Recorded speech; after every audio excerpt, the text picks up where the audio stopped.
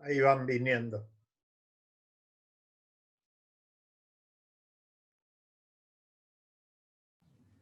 Se entendió que apunté a que hicimos asesoramiento, hicimos actas, hicimos todo el recorrido y sigue parado en el mismo lugar. ¿Qué acciones más quedan por delante? Sí. Sí, sí, sí. ¿Ahora sí? ¿Se escucha? Sí, sí. ¿Sí? Bueno. Ahí preguntaba, a ver, una cosa que uno tiene que tener muy claro. Dentro de una institución educativa, aquel docente que no cumple con las expectativas pedagógicas que se esperan de él en cuanto que da mal las clases, o no se perfecciona, no sé, pues, clara relación con lo pedagógico. Yo aclaro lo siguiente, lo pedagógico no se sanciona disciplinariamente, se sanciona con la calificación anual. Entonces, yo sí tengo un docente que es un desastre como docente, ¿sí? En primer lugar tengo que tratar de arbitrar los medios para que la supervisión áulica no resulte persecutoria. Porque si yo sé que todos los demás se desempeñan bárbaro, pero que hay uno que es un desastre y me la paso en el salón de ese alumno, de ese docente, voy a tener la problemática de que seguramente ese docente me va a denunciar por persecución. Entonces, lo que tengo que garantizar es una supervisión equilibrada en toda la institución para que el docente no pueda percibir. No puedo decir que sea desde la persecución que realmente le están haciendo. Pero vuelvo a repetir que cuando un docente tiene diferentes, o sea, uno va armando el legajo del docente, de acuerdo al artículo 128, vos vas armando legajos. Los informes que uno puede armar de ese docente son irrecurribles. Esto es otra de las cosas en las cuales los directivos siempre hacen agua. Yo hago un informe a un docente diciendo que dio una clase en tales y tales circunstancias y que hizo esto, lo otro, que no le dio participación a los alumnos, que verifiqué que no hizo las correcciones, que no canalizaba las dudas de los alumnos, lo que fuere, lo que yo quiera volcar en el informe. El docente me puede decir que está en disconformidad y puede plantearme por qué está disconforme. Puede incluso hacer una nota diciéndolo, pero ese informe es irrecurrible. Así lo dice el artículo 163 del Estatuto del Docente. Entonces el docente no me puede recurrir un informe.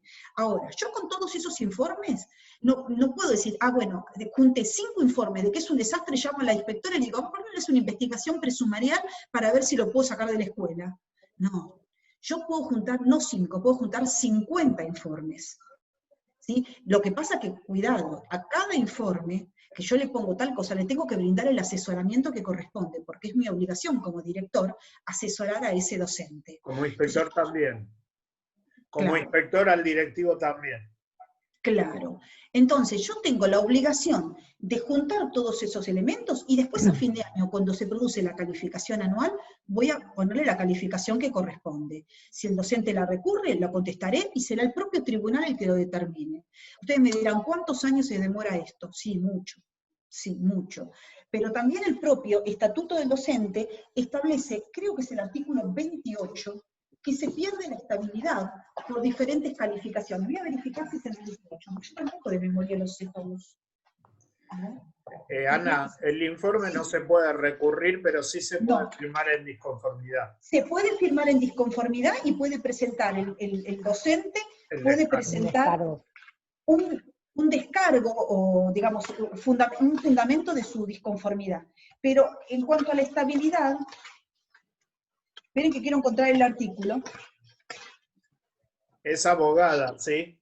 Y está con el estatuto ahí en la mano y sí, con años de laburo. Esto es por... No les dice que hay que tener el estatuto al lado todo el tiempo porque sí. Lo tiene que usar ella todo el tiempo también. Se usa permanentemente, porque la estabilidad, una de las razones de pérdida de la estabilidad, no es el artículo 28, es el 18. Dice, el derecho a la estabilidad se pierde cuando el docente obtenga 2 calificaciones inferiores a 6 puntos en un periodo de 5 años, o una calificación de 4 puntos, ¿sí? Una sola, inferior a 4 puntos.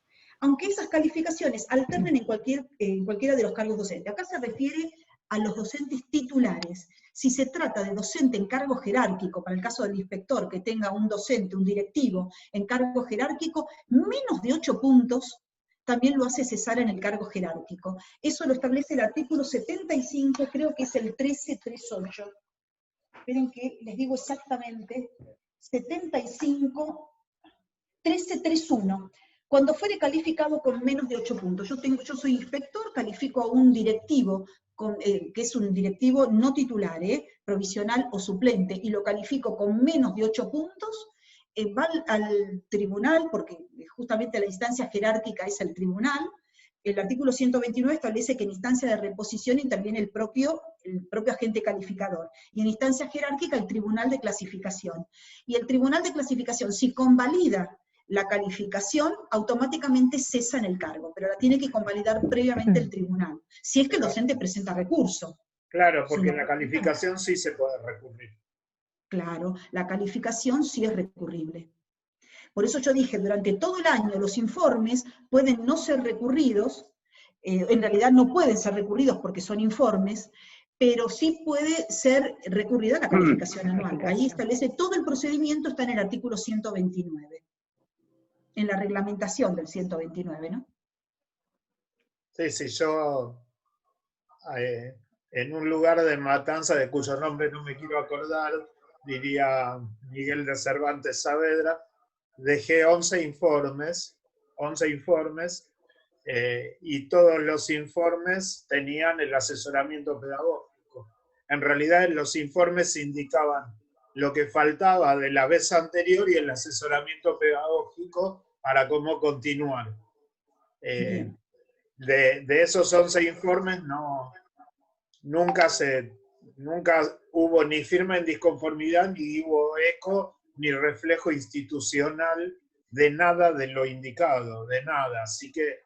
Pero cuando le bajaste la calificación sí te recurrió. No, porque después fui junto con una inspectora de primaria que me ayudó en todo lo administrativo, que sabía mucho, ¿sí? Y quedó separada del cargo la persona. Pero lo que ocurrió es que los directivos que vinieron después utilizaron esos 11 informes para formular el proyecto institucional. Bueno, porque justamente con esos asesoramientos tuvieron los pilares para el proyecto. Sí. Porque sabían la situación de base diagnóstica con lo que vos planteabas que tenías y el asesoramiento que tenían, con lo cual armaron claramente el proyecto. Me lo dijeron después, estamos usando tus informes para desarrollar el proyecto institucional. Lo cuento como ejemplo de esto de cómo el informe no es un informe para defenestrar a la persona, sino para señalarle cómo mejorar. Uno hace el informe para señalarle, hay tales dificultades, este es el camino para mejorar. Esa es la manera de acompañar a las instituciones. Después, si la persona no responde y no tiene una lectura entre líneas de este me está diciendo que estoy metiendo la pata y yo no le contesto nada y no modifico, si no tiene esa lectura y lo toma como un texto amable nada más, es un tema evidentemente de la persona que no lo está leyendo, que fue lo que ocurrió exactamente. Lo que pasa es que, por ejemplo, yo he estado muchas veces en el Tribunal de Clasificación Central, y me han llamado de apoyo especialmente para resolver recursos, especialmente cuando se acumulaban de tanto tiempo y eran indispensables. Y uno de los parámetros que tiene el Tribunal de Clasificación Central es que cuando se hace un informe y se detecta alguna, ya sea irregularidad o alguna falencia institucional, ya sea en el caso de un director, una falencia en cuanto a la supervisión institucional, o en el caso de un docente en cuanto a una irregularidad metodológica o de manejo de la clase, lo que contemplaban especialmente es no solamente indicar la falencia y el asesoramiento, sino también el otorgamiento de plazos para revertir situación, o sea, dar la oportunidad de que el docente o el directivo puedan encauzar esas irregularidades y poder encaminar su labor pedagógica o su labor supervisiva institucional.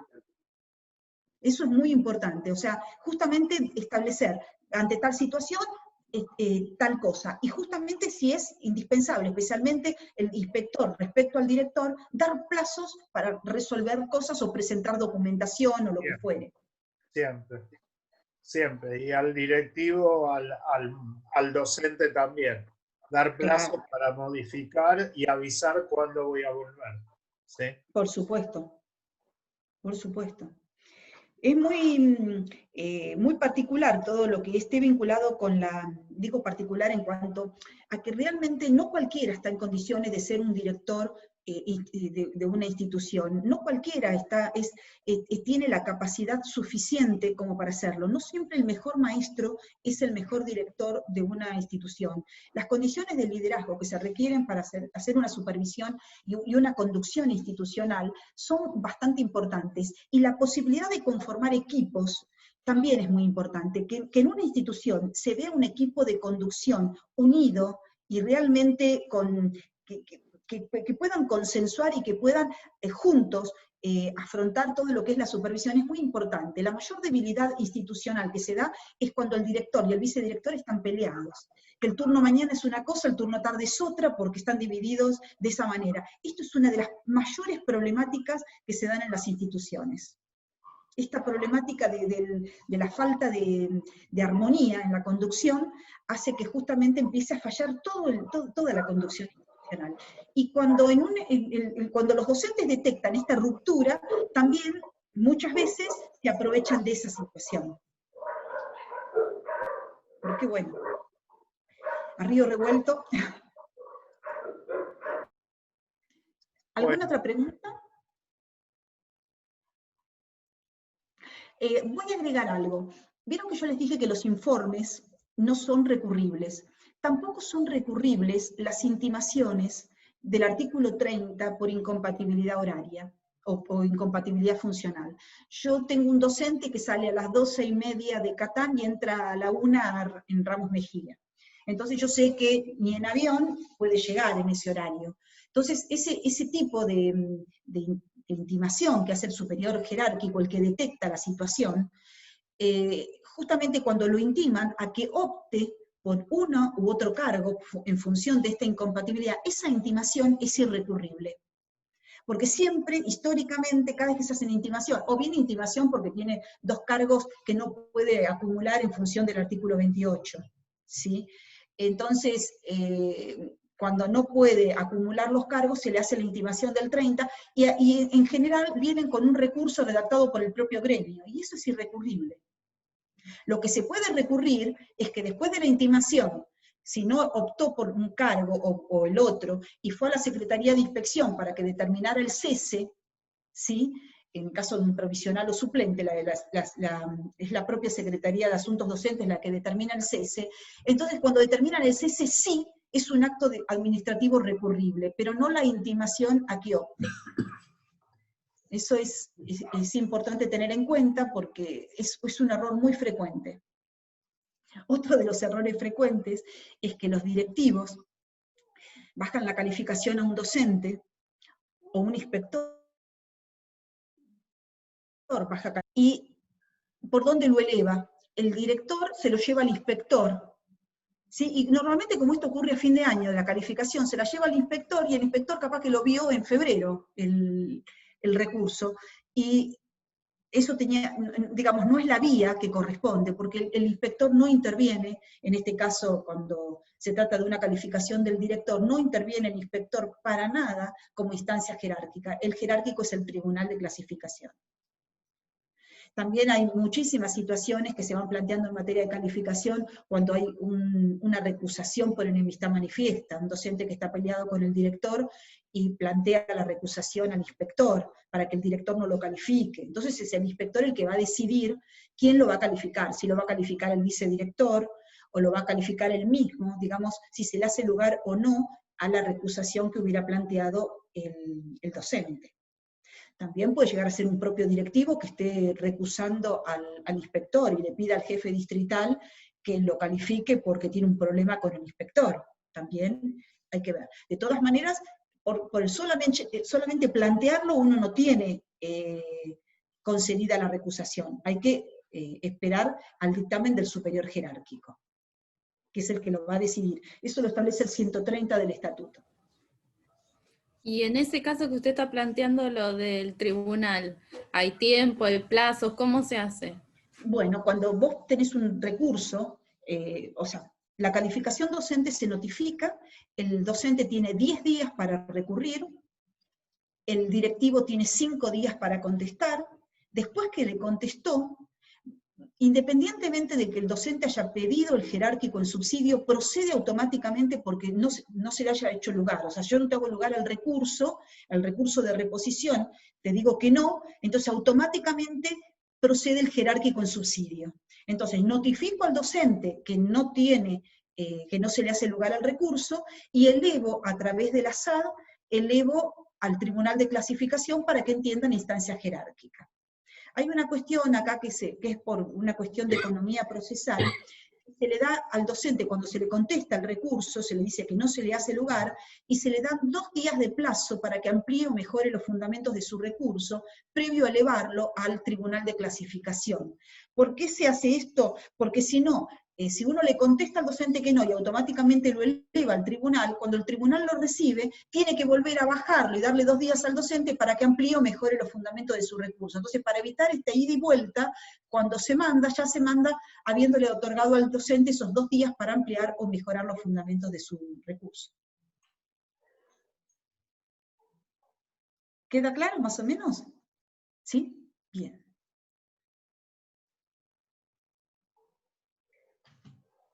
Bueno, ¿más preguntas o pasamos a la instancia siguiente?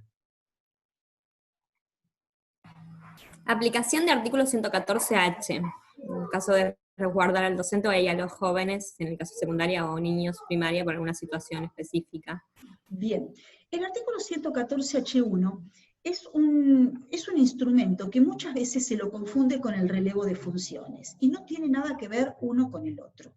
Yo tengo un docente que anda por el patio de la escuela hablando solo, y yo pienso que realmente no está bien.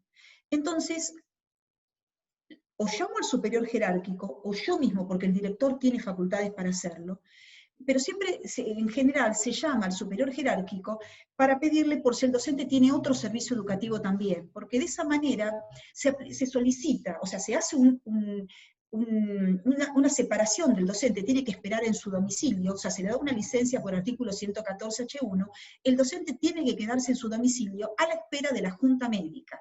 Entonces, yo, director, le puedo aplicarle esta licencia, pero no se la puedo aplicar en otro servicio donde el docente esté trabajando, si es que trabaja en otro servicio. Entonces normalmente se habla con el inspector porque es el que de alguna manera coadyuva todo lo que esté vinculado al desempeño de ese docente, incluso si es de otro inspector puede hablarlo, digamos, puede acordar acciones. Entonces, el 114H1 se aplica en la totalidad de la carga horaria que tenga el docente, espera en su domicilio y hay que redactar un informe indicando cuáles son las situaciones que ha protagonizado el docente y que han llevado a tomar esa decisión, para que cuando el que lo reciba en la junta médica sepa cuáles son las situaciones que ha protagonizado ese docente.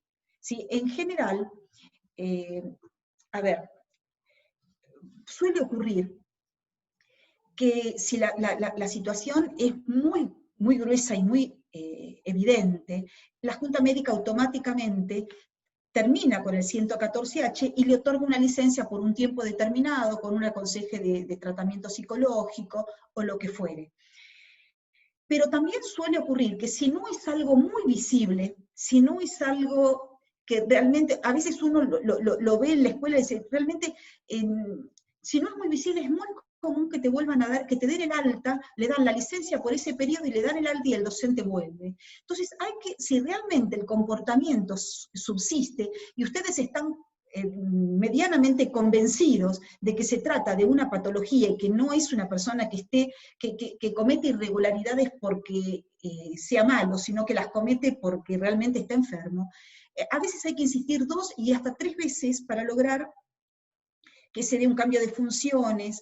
Pasa que a veces la situación de los cambios de funciones son problemáticas, porque yo tengo un cargo titular y tengo un cargo provisional, a mí me van a dar el cambio de funciones solamente por el cargo titular, y voy a cesar en el cargo que tengas provisional. Entonces, muchas veces se dan situaciones de esta naturaleza, por eso a veces la Junta Médica, antes de dar un cambio de funciones, otorga una licencia para ver si el docente logra acomodarse un poquito. Pero no hay que confundir el cambio de, o sea, el artículo 114H1 con el relevo de funciones. El 114 es ante una presunción de patología. Es una presunción. Nadie le está diciendo ni que está loco ni nada. Se hace simplemente un acta, se le dice que espere en su domicilio y se pide la Junta Médica. Nada más. Pero, bueno, también me ha pasado que hemos tenido docentes que estaban, o sea, les aplicaban un 114H1, así lo consignaban en Contralor, y se olvidaban de pedirle la Junta Médica. Entonces, hemos tenido después directores e inspectores con falta grave, y con sumario por no haber pedido la Junta Médica, porque además, pasado un cierto tiempo, Contralor le dejaba de pagar. Entonces era un docente que estaba enfermo, estaba en su casa esperando una Junta Médica, pero que nunca se elevó el pedido a la Junta Médica y por lo tanto nunca lo citaron. Entonces, estas situaciones también suelen ocurrir. Ahora, en el relevo de funciones, yo tengo un docente que es directivo en una escuela, que es una escuela de adultos, es directivo a la noche, y durante el día es maestro de grado en una escuela X, ¿sí? Entonces, en la escuela de adultos a la noche hubo una situación de que usó plata de la cooperadora o se quedó con dinero de la cooperadora. Estoy diciendo cualquier situación, ¿eh? Entonces, yo lo puedo relevar de ese cargo, ¿sí? Pero no lo puedo relevar, no tengo por qué relevarlo del cargo de maestro de grado, o sea que el relevo no siempre tiene que cubrir la totalidad de la carga horaria, puede estar en un cargo trabajando y estar relevado en otro cargo. O sea, el relevo no forzosamente toma la totalidad de la carga horaria. Sí el 114H1, porque si uno está enfermo en todos los cargos. Bien. ¿Otra pregunta? Gracias. Nada, de nada. ¿Otra pregunta? Para aclarar lo que estabas diciendo, Ana, entonces el 114H1 es puntualmente ante una situación, una presunción de una enfermedad. Seguro, claro. Esa otra situación que vos decías, bueno, ese director tuvo un problema, vamos a ponerlo así, en lo administrativo de su otra gestión, que no interfiere en lo pedagógico de su otro cargo, se lo desplaza por otro artículo. Claro, porque yo tengo un director en una escuela que tengo un problema con la cooperadora, se quedó con plata de la escuela o no rindió la plata que le dieron para el plan mejoras, cualquier cosa te estoy diciendo, lo puedo relevar porque tiene un manejo irregular del dinero, ¿sí? No lo voy a dejar en el establecimiento. Hemos tenido casos en que hemos sacado al director la función de asesor de cooperadores y se le hemos dado al vicedirector. Hemos tenido diferencias, porque a veces nos ha pasado, al sacarlo al director de toda su situación de manejo de plata, lo hemos mantenido en la escuela, pero no es muy conveniente, porque después cuando vos necesitas llamar a testigos o situaciones, puede ser muy manipulada todo lo que es la prueba. Entonces en ese caso uno prefiere relevarlo al docente por el artículo 139, ponerlo en otro servicio, ¿sí? Pero no en el cargo de maestro de grado que tiene en otro turno, porque no tiene nada que ver con esto. Listo, o sea que para el relevo utilizo el 139. Claro, y el 114H1 es para el caso de una presunción de una enfermedad.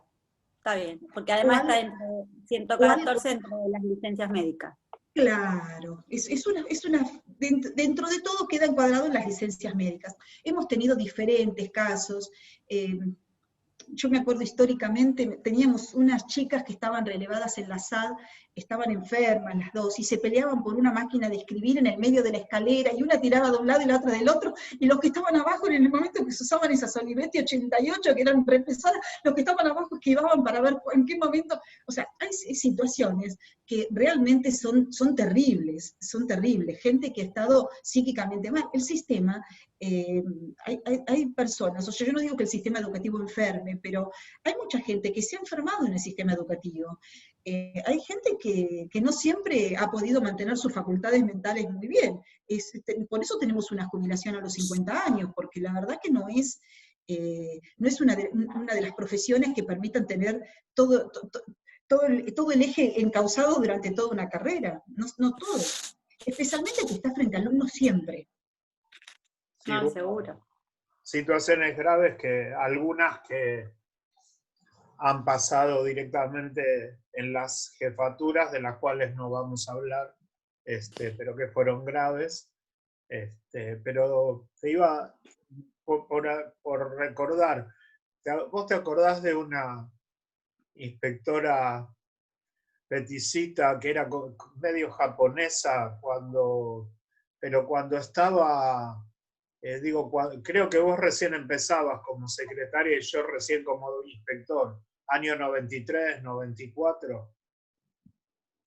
¿Y qué era inspectora de qué rama? De primaria estoy hablando. ¿De Ciudad de Vista?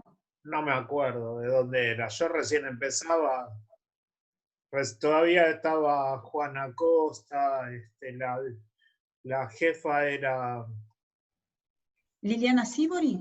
no, la otra, la que vino después. ¿Raquel Facio? No, hay una en el medio. ¿Graciela Alonso? Graciela Alonso. Y hubo otra, ¿no? Y otra inspectora más hubo, otra jefa más hubo de primaria. No, después de Liliana Sibori vino Graciela Alonso. Después de Graciela Alonso estuvo Raquel Facio. No, hizo dos gestiones. Raquel Facio hizo dos gestiones. Te falta una. Ya me voy a acordar. Pero Estuvo bueno, Lucía Piccoli. ¿eh? Después estuvo Lucía Piccoli como regional. No, bueno.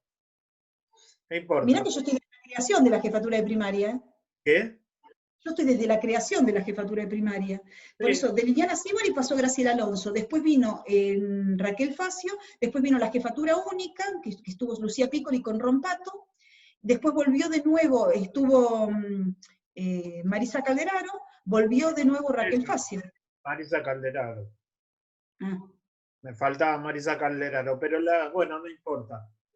No, después no estuvo importa. Marta Montiel. No, está bien. Fue mi primera vez que tuve la noticia de cómo enfermaba el sistema, porque llego y estaban Juanita Costa y esta inspectora que te digo, una chiquitita que tenía cara de japonesa. No me acuerdo. ¿Elsa Monsalvo? Esa. Elsa Monsalvo. Estaban sentadas con una cara de angustia. Yo me río, pero fue terrible. Una cara de angustia terrible. Entonces le digo, ¿qué les pasa? Y me dice, venimos de ver a un maestro en el aula, a lo mejor te acordás, un maestro, y que dice que tiene la cabeza tomada por un locutor de radio. Y habla como si fuera una radio. Fue terrible. Yo me empecé a reír en el momento. Le digo, les pido disculpas, pero me lo imagino y me empiezo a reír, pero uno lo piensa y es terrible esta situación, porque es como el sistema educativo enferma de diferentes maneras. Hay algunas enfermedades que son graves porque terminan, voy a decirlo así, terminan jodiendo a los compañeros, ¿no? Y entonces son más graves, que estas han pasado también. Pero hemos tenido docentes, yo me acuerdo de una chica, una maestra de grado, que se escondía atrás del armario y daba clase desde atrás del armario. Después la trajimos a la jefatura, porque no teníamos dónde ponerla, no la podíamos poner en ninguna escuela, y la tenía con que el auxiliar le hacía brujerías. Entonces venía todos los días y venía a revisar y decía que el auxiliar le había puesto cosas abajo del escritorio, cosas así. O sea, es muy, muy triste. Sí. Pero bueno, hemos tenido muchísimas. Y vuelvo a repetir que nuestro sistema, digamos, tiene el 114H1, pero reconozcamos que aunque te digan que tengas que hacer un tratamiento psicológico, nosotros sabemos que IOMA te cubre hasta ahí nomás, y una cantidad de sesiones en toda tu carrera docente, o sea que no tenés demasiado tratamiento. Es grave, la verdad que es grave. Medio ya recorrimos la cuestión de las posibilidades sancionatorias de las cuales ibas a hablar vos, la estuvimos recorriendo con las preguntas. No sé si te queda algo muy importante.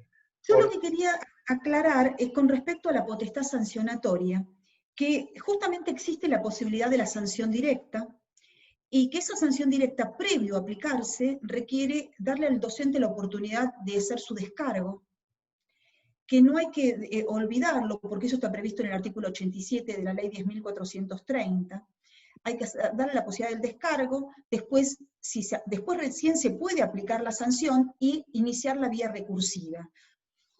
una vía recursiva donde el que aplica la sanción disciplinaria va a contestar en instancia de reposición, y que la instancia jerárquica siempre la tiene la dirección docente, de acuerdo al artículo 135 del estatuto. Digamos, este es todo un procedimiento que hay que tenerlo muy claro en cuanto a lo que es la aplicación de la sanción directa. Eso sí me parecía importante decirlo. Y después, bueno, 135. Que justamente establece esto, lo de la aplicación. Yo después tengo algún esquema acerca de cuáles serían las vías, digamos, en cuanto a la aplicación de la sanción directa. Pero hay que tener en cuenta de que cualquier directivo puede aplicar una sanción directa ante cualquier situación X, pero siempre dando la posibilidad del descargo. Igual eso va a ocurrir cuando todas ellas aprueben y estén en el ejercicio de la función. Recién ahí va a ocurrir. Antes no. ¿Quieren hacer alguna otra pregunta? Yo quiero preguntar, Dale. este tipo de situaciones que estás planteando, con el tema de la sanción directa, de recurrir un informe y demás, ¿es situación de problemática de concurso? ¿Esto puede estar dentro del concurso? En general se suele aplicar en los coloquios. En los coloquios puede llegar a ser motivo de tema de coloquio. Esto lo he visto mucho en concursos de inspectores. Plantear alguna situación X para ver cómo se resuelve en general en coloquio. Es difícil que te lo den en una prueba escrita, porque, digamos, está muy acotado a la resolución, y además tiene que ser planteado en la problemática con todos los elementos que configuren el hecho. A mí me pasaba que, estando en la jefatura, me preguntaba, mira, pasa tal cosa, pero te dicen 3 cosas menos de las que te tienen que decir, y la respuesta que vos le das, evidentemente no siempre es la correcta. O sea, tienen que tener todos los elementos como para que vos lo puedas desarrollar, pero se acota mucho en cuanto a la producción escrita. Por eso es más vale para un coloquio, que te lo puedan preguntar, o en una entrevista. Bien, perfecto. Pero no problemática para hablarlo. No, igualmente toda la parte normativa te puede servir de encuadre al inicio de la resolución de una problemática. ¿Se entiende? Es decir, te plantean una situación en una institución donde, qué sé yo, los docentes no acatan las normas, donde cada uno hace lo que quiere, te pueden plantear una situación de una institución caótica, entonces sí, tenés que saber cuál es el encuadre normativo previo a desarrollar todo el resto de tu problemática. O sea, siempre la parte normativa es el encuadre. Nadie conduce una institución desde lo normativo, pero sí la norma te determina el encuadre dentro del cual te podés mover y podés ejercer todas las acciones. Bien. Bien, bien, perfecto, gracias. Yo voy a preguntar. Dale. Todo lo que se refiere a accidentes, cuidado, organización institucional, todo eso, ¿cómo lo tienen que encarar para revisar? Mientras vos lo hablás, voy a ver qué es lo que tiraron mis perros acá en la casa. Que tiraron algo. No, está bien, está bien. Justamente yo les dije antes que el reglamento de instituciones educativas es el que va a determinar todo el accionar institucional. Creo que a partir del artículo 30 y pico, 37, 38, dentro de todo lo que es la tarea docente, habla especialmente de las actividades de cuidado. Yo soy responsable de los alumnos desde que ingresan al establecimiento hasta que se van. ¿Sí? Entonces, habla de todas las tareas de cuidado y diciendo que el cuidado no le corresponde solamente al docente del grado, que es el maestro de ese chico. La responsabilidad de cuidado la tienen todos los agentes de esa institución. Pero más allá de todo eso, hay que tener acciones ante una situación X. Uno siempre tiene que prever el antes, el durante y el después. ¿Qué es el antes? Toda la actividad de prevención. ¿Qué es la actividad de prevención? Tener un mapa de riesgo, saber realmente cuáles son los lugares más afectados o los más vulnerables dentro de la propia institución, qué sé yo, porque hay escombros, porque hay un pozo, por lo que fuere. Entonces, todo lo que se hace para preservar al cuidado de los alumnos. Entonces, todo lo que es el antes, no solamente es el mapa de riesgo, es la distribución de los lugares de cuidado, garantizar eso, de que realmente todos sepan claramente cuál es el lugar que les toca en cuanto al cuidado. haber asesorado al personal docente acerca de cuáles son las acciones a tomar en el caso de un accidente de alumnos, cómo avisar a los padres, cómo llamar si hay una emergencia médica, cómo llamar, o sea, todo esto tiene que estar bien aceitado en el antes, o sea, la actividad de prevención. Luego el durante, pasó un accidente, saber qué hay que hacer, la atención inmediata del chico, el llamado a los padres, el llamado a una emergencia médica, digamos, todo lo que se hace en el durante para garantizar la atención ante una situación de accidente. Y luego el después, ya está bien, chico se fracturó un pie, fue atendido, está en su casa, ¿qué hizo la escuela después? A ver, ¿le garantizó una maestra domiciliaria? ¿Le garantizaron un acompañamiento a la familia? El chico quedó internado. ¿Le garantizaron a la familia un acompañamiento de saber, de interiorizarse acerca del estado de salud? ¿Necesitaba alguna medicación y hicieron algo como para proveérsela? La madre tuvo que dejar de trabajar, limpiaba en casa de familia, tuvo que dejar de trabajar para ir a cuidar al chico, y capaz que no tiene más plata como para darle de comer a los que quedaron en la casa. Quizás puede hacerse alguna acción que desde el propio comedor escolar se le lleva comida a la casa porque se encuentra en una situación X. Es decir, siempre estas situaciones de cuidado, más allá de lo normativo, es el antes, el durante y el después. Y justamente esos 3 pasos son muy considerados, especialmente cuando hay juicios, porque hoy en día de la mayor parte de los accidentes hay juicios. Entonces, si tenemos juicios, tenemos que tener todos los elementos. Si se pagó algo desde la cooperadora, tener la constancia del pago realizado, tener todo documentado, haberle ofrecido a la madre el seguro escolar, haber denunciado el hecho ante Provincia Seguros, qué información tengo, cómo lo informé a través del consejo escolar, todo el legajo del seguro de ese chico. Porque vuelvo a repetir, es probable que en poco tiempo después venga una demanda. Una demanda que también, ahí tenemos algunos elementos como para considerar. Llega una demanda por un accidente escolar, ¿sí? Entonces está dirigida a la escuela tanto. Ah, no, está dirigida a la escuela, listo, se la devolvemos o la recibimos y no le avisamos a nadie.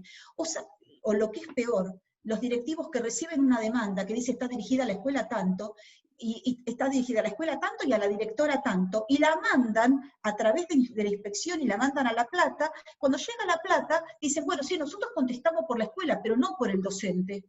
Entonces, por lo tanto, el docente no contestó la demanda, quedó en rebeldía por no haber contestado la demanda. Entonces, es un serio problema de circuito que cuando viene la información, la gente piensa que agarró la demanda y se la mandó al inspector y ya resolvió el tema. Pero si la demanda está dirigida, además de la escuela, porque la dirección de escuela va a contestar por la escuela, pero no va a contestar por el docente que esté denunciado, ni por el director que esté denunciado. Ante eso hay que decirle, mira que tenés que ir, aunque sea al gremio, para que te contesten la demanda, porque después quedan sin contestar las demandas y quedan en rebeldía. ¿Quedó más o menos claro? Es un tema bastante espinoso dentro del sistema. Porque no hay... Claro que nadie se le ocurrió preguntar, y me acordé cuando te preguntó Silvana, que es la que concursa para técnica, y dije, oh, accidentes, técnica, accidentes, que es de lo que estuvimos hablando con David la semana pasada, entre otras cosas, y del necesario cuidado. Y si hablamos de política de cuidado, no basta con enunciarla.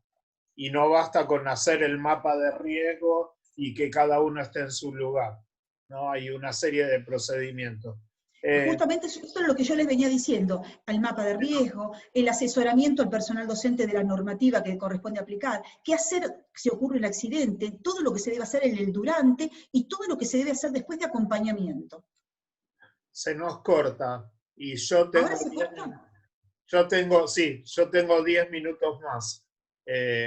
Así que abrimos como para ver si queda algo una vez más. Bueno. O sea, ¿cerramos y volvemos a abrir?